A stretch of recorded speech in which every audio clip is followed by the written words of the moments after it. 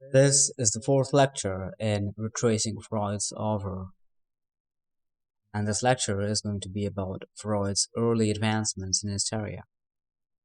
We have seen how hysteria went through a lot of phases, from ancient Greece to the Middle Ages, and finally, in around 17th and 18th century, found a medical grounding um, through the work of Charcot. And we also saw how there were debates around hysteria. We saw like the neurological explanations, the psychological explanations, and today we're going to try and see what Freud eventually made out of all of those works, like how he, as someone who was emerging as a physician of that time, tried to find a ground in the debate, whether he would go on into one of those parties that were involved in the debate, or he would try something novel. Turns out he will try something novel, and this lecture is about how exactly he will try something novel and how that like novel approach is going to help him in eventually finding psychoanalysis. So I'm Divi Ranjan and let's start the lecture. So the history until now is that hysteria before Freud went from being confused with witchcraft to being theatrical under the work of Charcot. No one can deny that Charcot left a great impression with his work on hysteria. Even now, if you're a European person, when hysteria comes to mind, you think about hypnotic subjects on a stage, following exactly what someone is trying to say. And that's more or less what Charcot had done in his Tuesday lectures. So Charcot has left undeniably a great impression on hysteria, like the idea of hysteria, and of course its treatment as well. So while Freud was one of the members of Charcot's inner circle, Freud had been feeling a bit out of the place around him because he wasn't actually agreeing entirely with the way Charcot went about hysteria.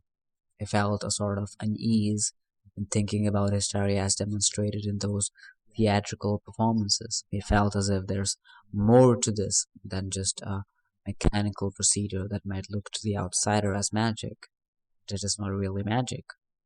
It is just Charcot trying to explain that this is exactly how hysteria happens, and showing that indeed it does exactly happen like that, and giving demonstrations. And Freud was like, there's something more to this. So this lecture is going to be mostly about how Freud was gradually distancing himself from some of the views of Charcot and what his very early works have to say on the subject. And as we will see in just a few years, Freud would go on to provide the early foundations of psychoanalysis. And we will see how his move away from Charcot and this new approach that he had been working on with his colleague, Joseph Brauer. More specifically, much of this lecture is going to be about a particular article that Freud published in 1888, and that cleanly summarizes most of the things that I just mentioned here. So let's get into it. So we've known until now that Freud was in Paris. He was there for about 6 months to learn and work under Charcot. And after returning to Vienna, he still had been involved very much with Charcot and his students through an exchange of letters. It wasn't until after 1888, and keep in mind that's why we're considering the 1888 article. So it wasn't after 1888 that Freud started distancing himself as a defender of Charcot's ideas. So he would continue to translate his works until much later, like 1890s. Some of his translations, prefaces to Charcot's translations came until 1892, 1894. But, you know, like by this time, he already had been working on his own thing so much that you can see even in the translation, he's adding footnotes in the margins where he would go at length about his disagreements about certain things in uh, that particular work of Charcot. So one can still find these footnotes in volume 1 of standard edition. They will come under the Tuesday lectures of Charcot. Yeah. So I will try to give an example of what exactly these footnotes were like. Just a glimpse to see how Freud initially started distancing himself with Charcot's ideas. And here, particularly, Freud says about Charcot's usage of the term hysteroepilepsy. So Freud says some of the patients indicated in this way are suffering simply from hysteria, others suffering from hysteria and epilepsy, two disorders which have little internal relationship and only meet by change in a single individual. So here we can see that Freud isn't really stepping back from mentioning where Charcot is apparently contradictory. Um, so hysteroepilepsy, why that is important, we'll see just in a bit. But just, this footnote itself tries to say us that Freud, even though was extensively translating Charcot's work, he at times was questioning the usage of essential terms like this one, hysteroepilepsy. So I will go into the particularities of the article that I was mentioning. So the article is actually an entry in an encyclopedia, in a German encyclopedia, and it came around 1888. An interesting thing about this is that if you go to the particular chapter in the volume 1 of Freud's standard edition, there's the editor's note preceding the actual article. And in the editor's note, the editor, James Strachey, tries to explain that this article might not have been of Freud, actually. There is no direct evidence that it is by Freud, but we know from Freud's exchanges with his colleague Flees, have mentions of this particular of a certain encyclopedia article around 1887, 1888, and also later on in studies on hysteria. In the first chapter, Freud mentions about this encyclopedia article. So there's the majority of the Freud scholars agree that it is written by Freud, but there's some ambiguity. So we will look at some parts of this particular article and see how Freud has been delineating things between the debate on hysteria, debate around people like Charcot, Bernheim. And moreover, this piece is also the first time Freud had mentioned about his joint work with Brouwer that he had been involved in even before going to Paris. We will see how this is precisely what will help him distance himself from entirely defending Charcot or the other side, but rather allow him to have a distinct ground of his own in approaching hysteria, and why that distinct ground is so important for us. So the first section of Freud's piece is about the history of hysteria. So Freud provides a brief but neat historical overview of what hysteria has been until then, the prejudices it had to face, and how it had been associated with demonic possession and witchcraft. And of course, he doesn't forget to credit Charcot for most of this. A proper assessment, says Freud, and a bit better understanding of the disease hysteria only began with the works of Charcot and of the school of Salpetre, inspired by him. The poor hysterics, who in earlier centuries had been burned or exorcised, were only subjected in recent enlightened times to the curse of ridicule. Their states were judged unworthy of clinical observation, being simulation and exaggerations.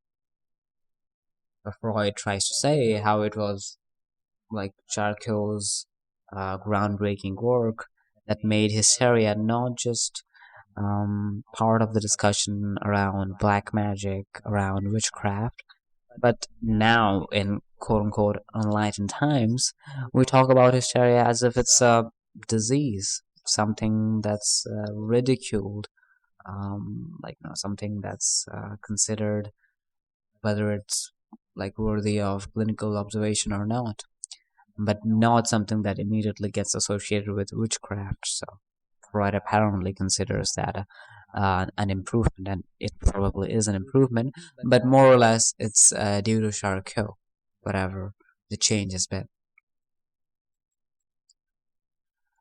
And like while Freud already had in mind these groundbreaking contributions of Charcot regarding hysteria, Freud couldn't also abandon the points that the elder school, Nancy's school from Bernheim, was mentioning. So, as Bernheim's contributions to the importance of suggestion had already shown, that hypnosis and hysteria both can be induced suggestively. But Freud believed that this must happen under a particular law, physiologically. But what that law is, no one actually knows. So Freud, understood, and this is due to Charcot, that hysteria follows a particular law, follows a particular path, follows a particular, explanatory path, or the way it functions as a as a sort of mechanism in the human body. So there is a law. That's what Freud learned from Charcot. But what exactly the law was, no one knew. And Bernheim, uh, as we have seen before, his idea of suggestion said that there's nothing really particularly interesting about what Charcot was doing with hysteria. This was Bernheim. Bernheim thought whatever Charcot was doing with hysteria was just a product of suggestion. And yeah, like suggestion must undergo a particular law or a particular path to lead it to that result. That's not what Bernheim was interested in. Bernheim's critique of Charcot was as Charcot's suggestions produce the hysteric symptoms, or the symptoms, or even the cure, whatever Charcot said, was produced by suggestion. So that doesn't really make it any interesting, as Bernheim thought. Um, so Freud took that idea of the law from Charcot, and he also took what Bernheim considered as suggestion, and we will see how both of those approaches helped Freud in different ways. So Freud says in that article that hysteria is based wholly and entirely on physiological modifications of the nervous system, and its essence should be expressed in a formula which took account of the conditions of excitability in the different parts of the nervous system. A physiopathological formula of this kind has not yet, however, been discovered. So this is basically restating what I just said. But this is Freud's own words, where he tries to be more or less a disciple of Charcot in believing that it is entirely on physiological modifications that hysteria is based. But what exactly that formula is, or how exactly that those modifications come about, no one actually knows about that. And we will see that Freud eventually will get over this. Or even if it doesn't, we will see how this brought about certain troubles in him.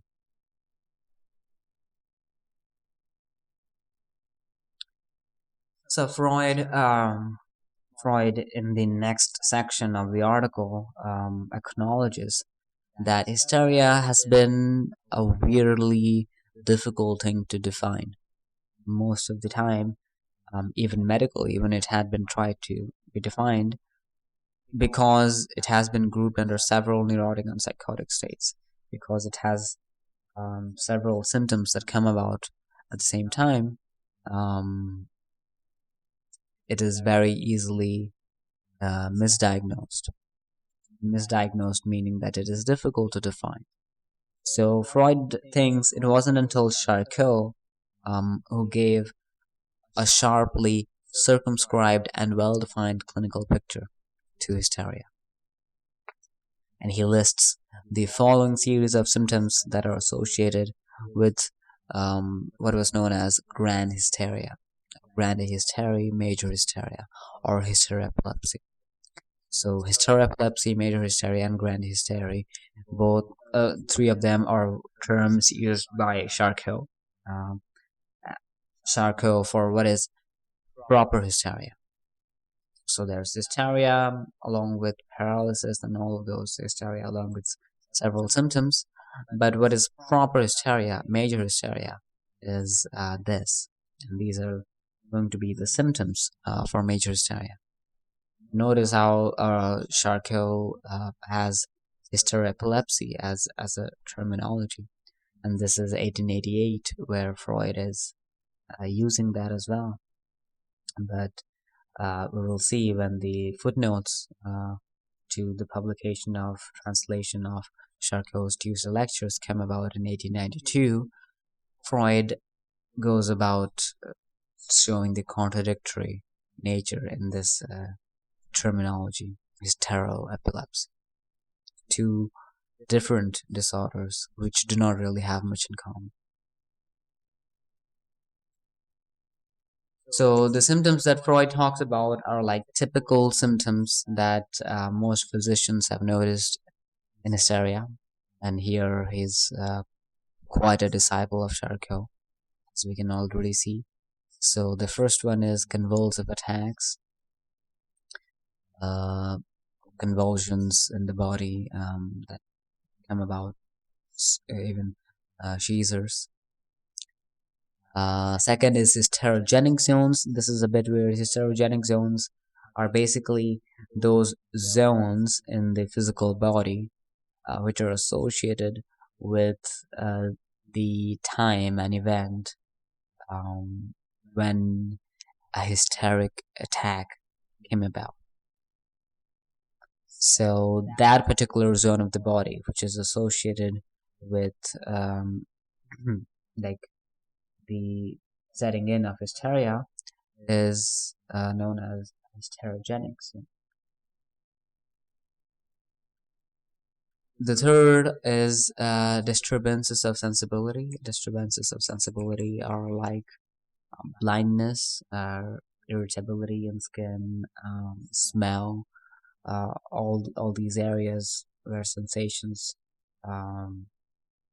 take place are actually disturbed, sometimes highly disturbed, when hysteria kicks in. Disturbances of sensory activity is similar. Then there's paralysis. Paralysis certainly happens. Can happen for 20 minutes to a longer period, and like of course depending upon the hysterogenic zone, the paralysis can be different. But paralysis is indeed one of the major symptoms of grand hysteria. There's contractures, and then there's other physiological characteristic that are general to hysteria. I don't really want to go into the specifics of these things unless you want to really understand the physiology of hysteria. And if you are interested in that, you should go and check the article in detail, specifically these sections, where it goes about and explains each of these things. But what we are interested in is the places, even in the symptoms that we mentioned, where Freud is kind of rethinking about um, about Charcot and his technique. So most of what we have seen until now is actually very much Freud following Charcot and the Salpeter school. You can see in these pages where he's writing that hereditary transmission is the major factor and everything else is secondary and only plays the part of incidental cause in the etiology of hysteria. And while you can see that this quickly like shows how Freud isn't open to, at least until now, isn't open to any other explanations of why hysteria can come about. He thinks that hereditary reasons are the most pressing reasons for hysteria to take place. So then Freud goes on to talk about the cause of hysteria, and I will specifically focus on the cause of hysteria and its relationship to trauma in the individual. So as we continue more in the article of Freud, we see that slowly and slowly Freud is making certain claims that are somewhat contrary to Salpeter's school. And the first example you can see in that article is when Freud starts to talk about trauma. When he starts to talk about trauma and the relationship trauma has to hysteria. He does accept it as another incidental cause, but the way he goes about that is a bit different. So Freud says, and I quote, "Trauma is a frequent incidental cause of hysterical illness in two directions. First, by a hitherto unobserved hysterical disposition being aroused by a powerful physical trauma, which is accompanied by a fright and a momentary loss of consciousness.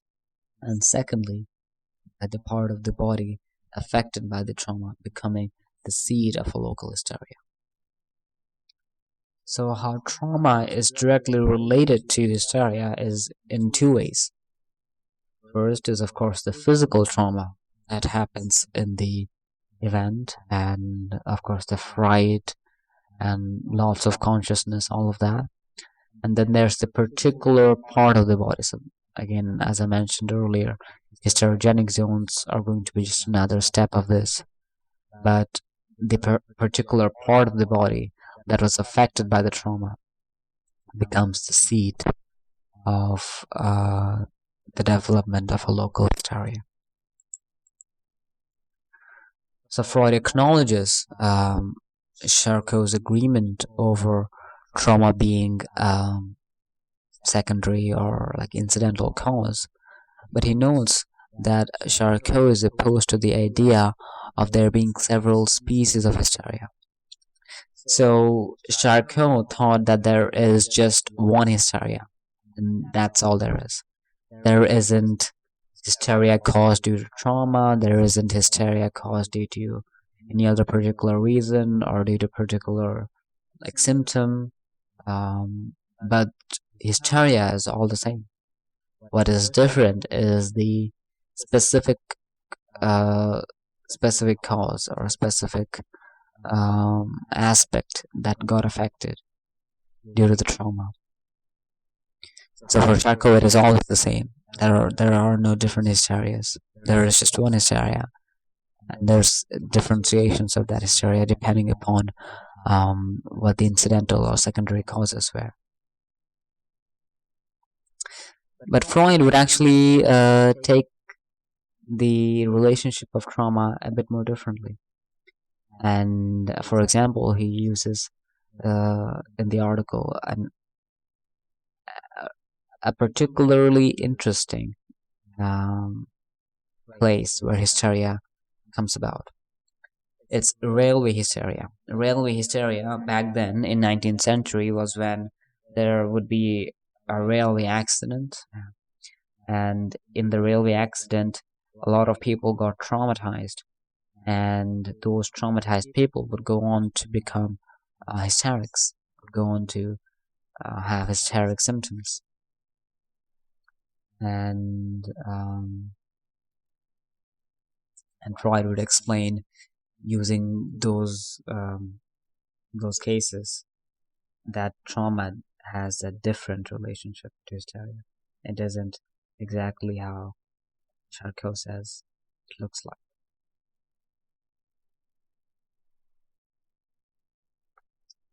Freud says, and I quote, thus a hysterical paralysis scarcely ever emerges immediately after a trauma. People involved in a railway accident, for instance, are all able to move after the trauma. They go home apparently unhurt, and it is only after days or weeks that the phenomena are generated, which lead to the assumption of concussion of the spinal cord. So you can see Freud notes that, well, this incidental cause or the secondary cause that we have as a trauma isn't actually showing up. Like, even if it's a secondary cause, it should show up, right? Like, to consider it as a cause, I mean, it has effects. But people didn't really have any effects until days or weeks. And Freud has been wondering why that is the case. Why it is the case that, like, this hysterical paralysis does not immediately appear after a trauma. It takes days and weeks until it appears. And after that, he would actually go on to make a much stronger point, a point that would be contradictory or orthogonal to that of Pierre Janet's views. Pierre Janet was a contemporary of Freud, almost an enemy, like intellectual rivals, you can say. And Janet was actually a successor to Charcot in Salpêtre school. So you can see that, going against Janet is already Freud, distancing himself from the Salpêtre views, and including that of Charcot. So here's what Freud says. In any case, it may be asserted that hysteria never, even in its most threatening manifestations, involves a serious risk to life. Moreover, complete intellectual clarity and a capacity even for unusual achievements is retained in the most protracted cases of hysteria. So what Freud says is that the trauma that a hysteric inherits from an event is not really something that entirely breaks the person, breaks the human. It does not make them incapable entirely. Freud says they have complete intellectual clarity and even have capacity for unusual achievements. And Freud would go on to retain this view for decades, more, for as far as I know, until his death. And he would actually go with this particular line of thought in his upcoming work, Studies in Hysteria, with Brauer. And the first case of this would be Frau Emmy Vaughan. Emmy Vaughan Ann was one of the wealthiest widowers in Europe of the time, and she had a lot of responsibilities, and she was very intellectually involved. And if you permit me, I think I would consider Emmy Vaughan Ann to be part of sort of intelligentsia around the time, and Freud was trying to explain even before he would start with the work of Amy Vonan, that hysteria doesn't really have to mean you're entirely powerless, or um, like you can't do intellectual or usual things that people do. So hysteria doesn't necessarily have to be dysfunctional.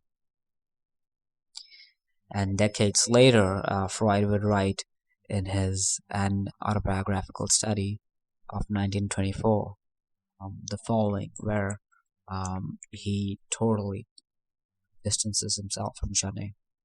He says, according to Janet's view, a hysterical woman was a wretched creature who, on account of a constitutional weakness, was unable to hold her mental acts together, and it was for that reason that she fell a victim to the splitting of her mind and to a restriction of the field of consciousness.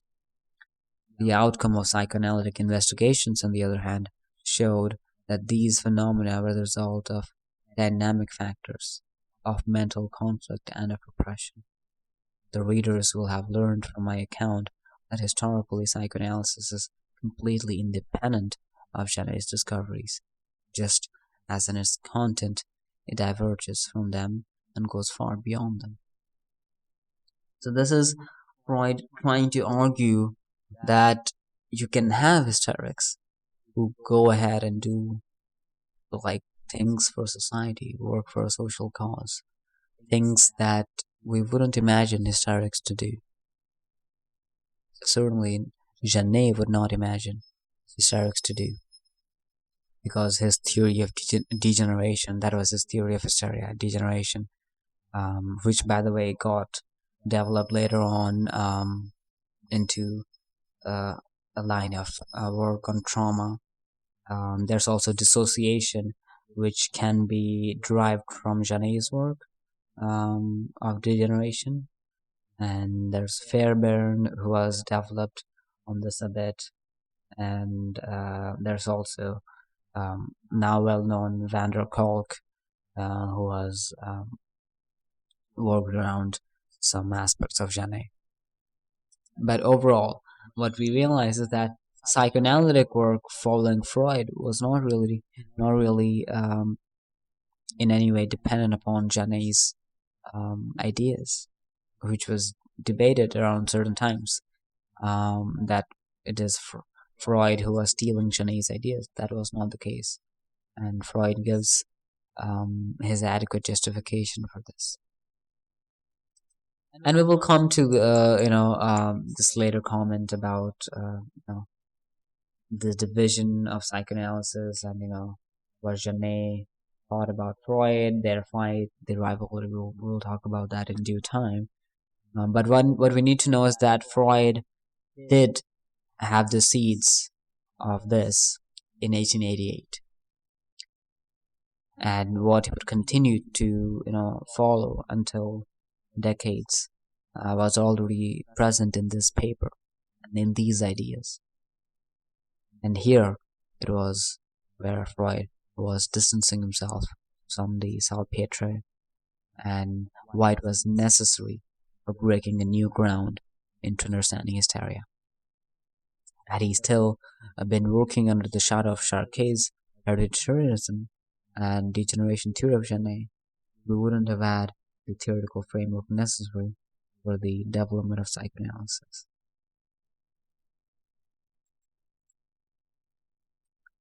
So we come to the final section of the article, which is the treatment of hysteria.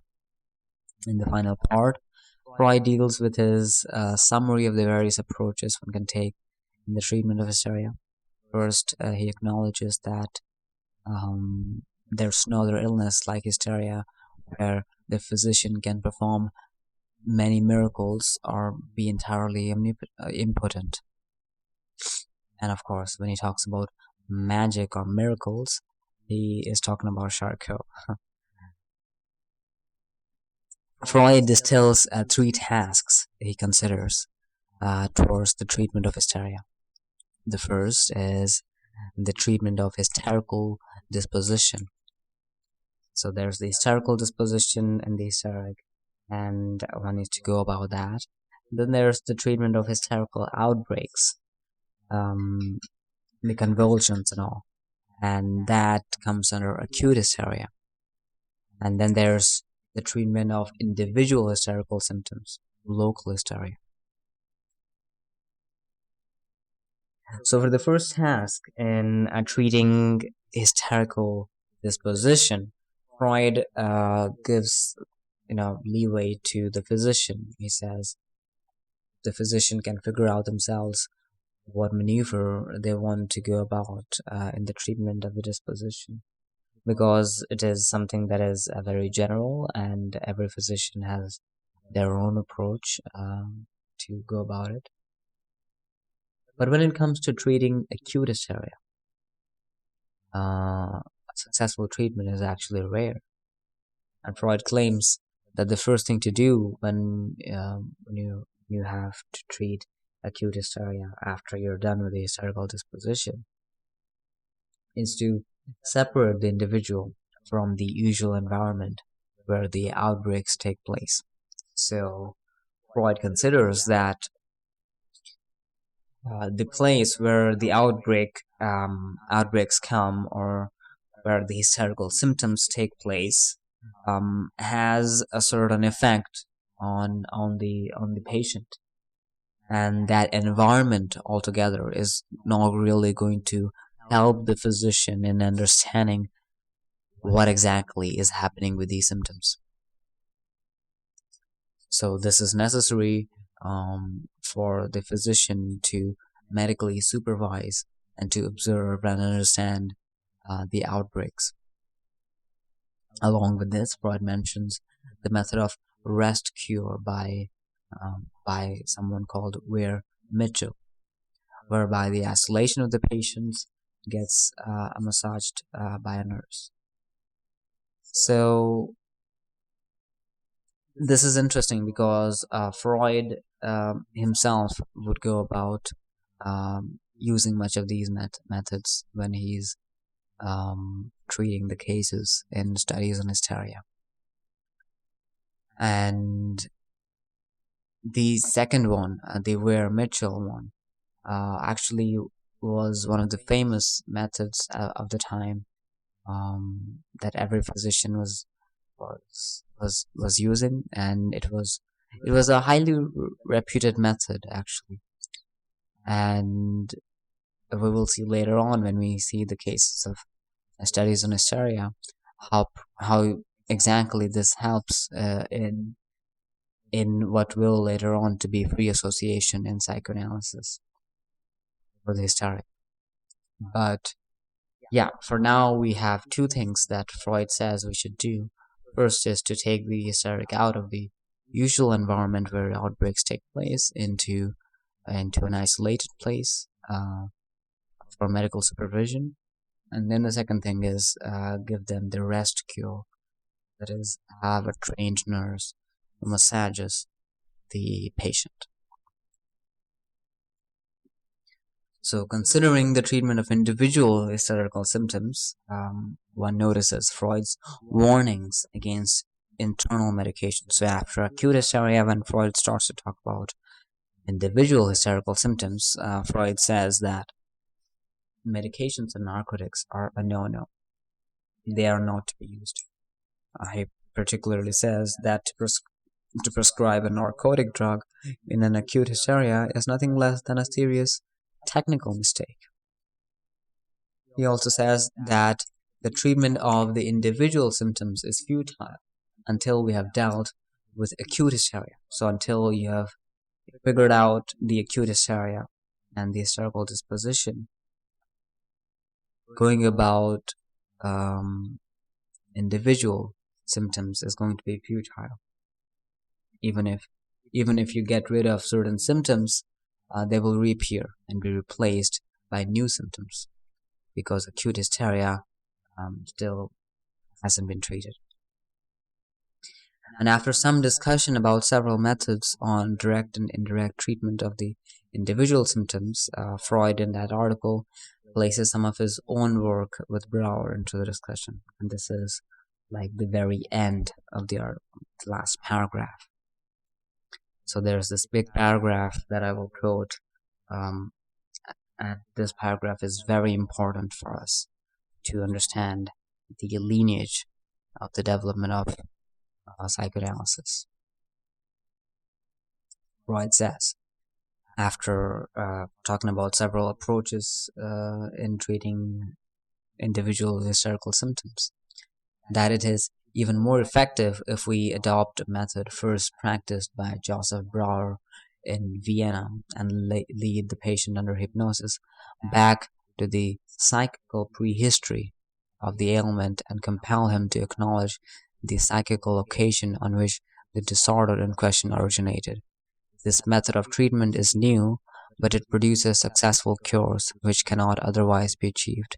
It is the method most appropriate to hysteria, because it precisely imitates the mechanism of the origin and passing of these hysterical disorders, where many hysterical symptoms which have resisted every treatment vanish spontaneously under the influence of a sufficient psychical motive, or under the influence of some moral excitement, or of a fright, or of an expectation, or lastly, when there is an upheaval of the excitations in the nervous system after an attack of convulsions. So this paragraph is Freud trying to go about explaining that there is a component to whatever we are doing with hysteria that has to do with the psyche, with the history of the patient, and especially with the history around the event when the hysterical attack took place. So what this particular procedure that he's taking from Brower, that he saw with Brower, was that you go in the history of the patient's psyche when the disorder originated. So this is the important thing you need to notice, is that we're going back in the history to see where this thing happened, where the patient thinks this hysteria happened, this disorder happened, right? The image of the trauma, the memory of the trauma, right? And what Freud says is that this is a very new method. This is totally groundbreaking, and it is totally novel, and it has some proven cures that he has seen with Brower. And what you need to know is that, like, never before this has hysteria been considered in this psychological manner. We have seen what Charcot did with hysteria, and that was mostly explained at a neurological level. And then we had Bernheim's suggestions, which were psychological, but they were not so specific. And as I mentioned earlier, that Freud learned from both of those people, Bernheim and Charcot, and he realized that if you suggest the patient, as a form of suggestion, to go back and see the memory where hysteria originated, certain things happen. Certain things happen at both the physiological level and the psychological level. And what exactly happens is what Freud is interested in. And this is the kernel of hysteria. And this is the kernel of hysteria that he would go on to research about in the studies on hysteria. So if there is one thing that you really need to understand from this lecture, and overall from what Freud has said and will say about hysteria, it is this, is that hysteria is this particular relationship that the patient develops, maybe mostly due to a particular event, which, so to say, changes the way the psyche and the physiology are related. and change it in a totally different way. So the psychological and the physiological, the psyche and the soma, of course, soma meaning the body, um, kind of go hand in hand in producing symptoms, in almost talking to each other.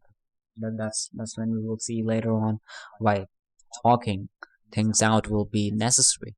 But you see, everything that Freud would go on to later discover is in this paragraph, or is like the starting in this paragraph.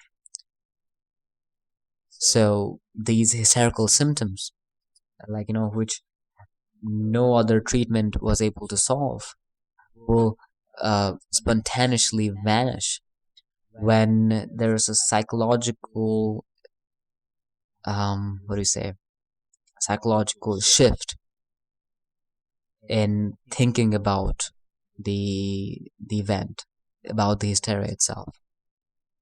So that when the patient goes and tries to think about the event, there's some sort of moral excitement or like fear, expectation.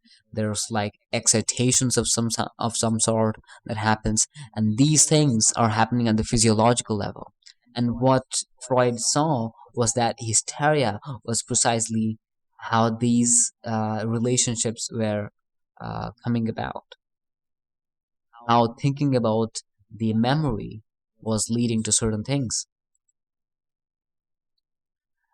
And that is where the paper ends, where the article ends. But that is where, in the history of psychoanalysis and in the history of Freud's writings, we see for the first time where Freud laid down for what will be the foundation of the talking cure. Why it is necessary for you to talk about your symptoms, why it is necessary for you to talk about what exactly happened in your past. It is for this. It happened in the context of hysteria, but it was necessary. And it was Freud and Brouwer, both of them, who first saw and saw the significance of this that was about to come. So yeah, this paragraph is essentially Freud's first attempt at breaking a new ground into the debate by suggesting going back to the original psychical event that caused the hysterical outbreak can somehow be therapeutic. We don't know what yet therapeutic means, but somehow can reduce symptoms. Well, here he only mentions it in the context of bringing the psyche into the discussion, and in part emphasizing the importance of suggestion that he had taken up from Bernheim and the Nazi school. Later on, this idea of Brouwer, what would be known as abreaction, will be central to the treatment of hysteria, and would be the groundwork for the metapsychology of what would then go on to become the cornerstone of Freudian psychoanalysis. And with that, we have covered almost everything regarding the history, regarding the specifics of what Freud was writing about the beginnings of psychoanalysis around hysteria. And we did all of this prior to the major publication that Freud had about hysteria, that is studies on hysteria. So before that, all of this was already going on. And what my goal was to show you what were the seeds that were already present and which would lead to the evergreen tree, let's say, of what will grow into psychoanalysis. So next time, we will prepare our way into studies on hysteria. We will look at the specific cases. We will look at the preliminary communication. We will look at some other publications as well, and we will try to summarize and walk our way into that. And with that, we get one step closer to understanding how psychoanalysis came into existence. And that is where I will take my leave. And for the interested reader, which I strongly think everyone should be, these are the particular readings you should do. The first one is the main article. It's Hysteria, 1888, from Standard Edition, Volume 1. And then there's the preface and footnotes to Charcot's Tuesday lectures from, again, Volume 1 of Standard Edition. Go check them out. Strachey's translation is pretty good. Also check out the editor's note to both of those. There's more backstory to those. And with all that, I will have the next lecture. So, see you.